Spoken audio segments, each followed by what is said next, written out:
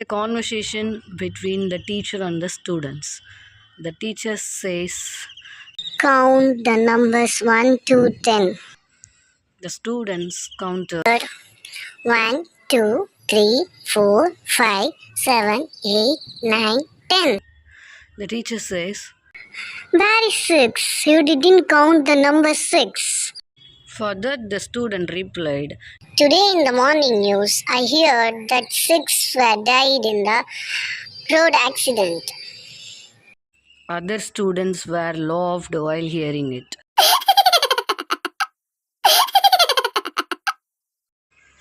இது வகுப்பறையில் ஒரு மாணவிக்கும் ஆசிரியைக்கும் இடையே நடக்கும் உரையாடல்.